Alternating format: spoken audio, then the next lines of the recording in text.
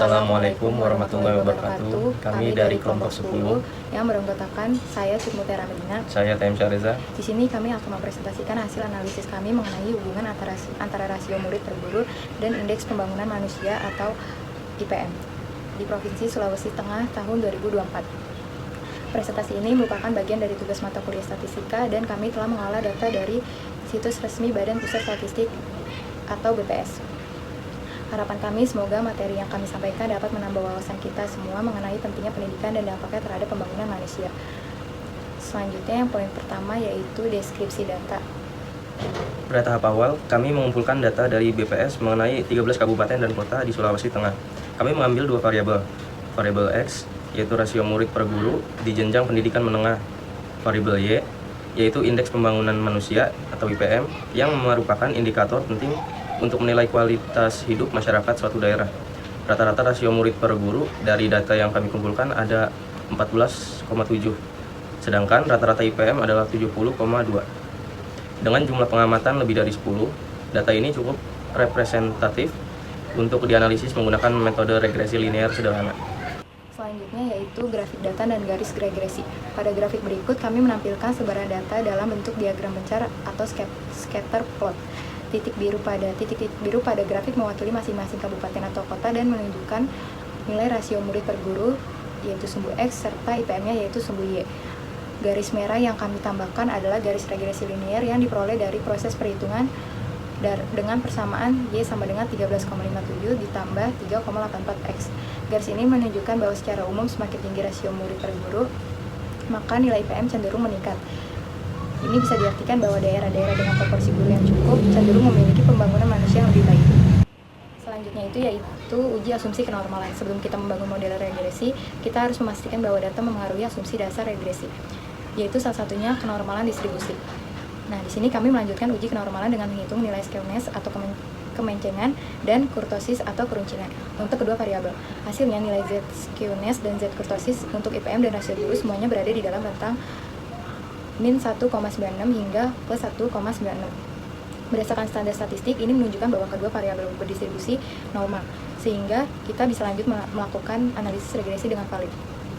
Baik, selanjutnya yaitu korelasi perubahan X dan Y. Untuk menganalisis hubungan dua variabel kuantitatif, kami menggunakan rumus korelasi Pearson. Rumus ini mengukur kekuatan dan arah hubungan linear antara dua variabel. Rumusnya adalah pada gambar pertama yang di atas. Korelasi positif menunjukkan bahwa semakin besar X, maka Y cenderung ikut meningkat. Selain dengan rumus Pearson langsung, kami juga menghitung korelasi dengan metode Z-score yang ada pada gambar kedua di bawah. Z-score digunakan untuk menstandarkan nilai X dan Y, sehingga perbandingan keduanya menjadi lebih objektif meskipun satuannya berbeda. Langkah pertama adalah menghitung Z-score masing-masing X dan Y berdasarkan rata-rata dan simpangan baku masing-masing. Setelah itu, kami kalikan ZX dan ZY untuk tiap baris lalu jumlahkan hasilnya. Dari hasil perhitungan Z-score, total dari hasil perkalian ZX dan ZY adalah 5,44. Karena jumlah data N sama dengan 13, maka nilai S sebesar 0,42 menunjukkan bahwa terdapat hubungan positif sedang antara jumlah guru dan IPM. Artinya, semakin banyak guru, cenderung semakin tinggi nilai IPM walaupun hubungan ini tidak terlalu kuat.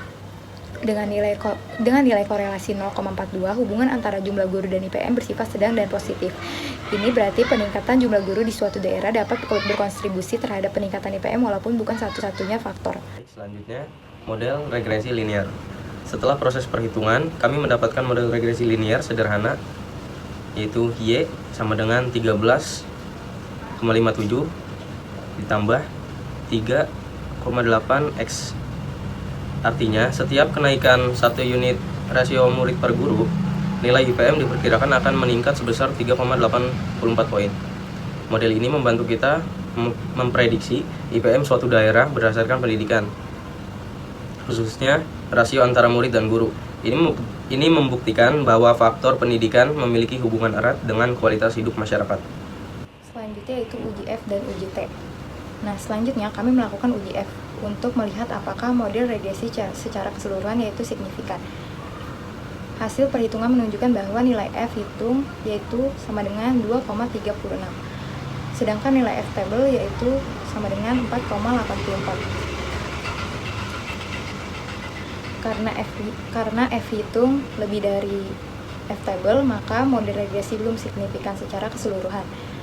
Namun, ketika dilakukan uji T untuk menguji pengaruh variabel X terhadap Y secara individu, kami mendapatkan T hitung sebesar 8,37, jauh lebih besar dari T tabel sebesar 2,20.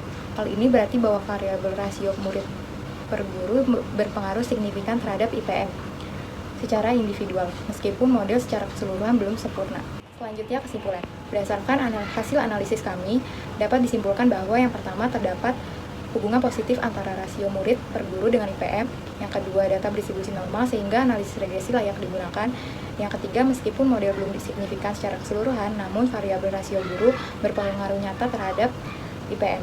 Ini menjadi bukti bahwa peningkatan kualitas dan pemerataan guru di daerah sangat penting dalam mendukung pembangunan manusia yang berkelanjutan. Sekian presentasi dari kelompok kami. Terima kasih atas perhatiannya. Wassalamualaikum warahmatullahi wabarakatuh.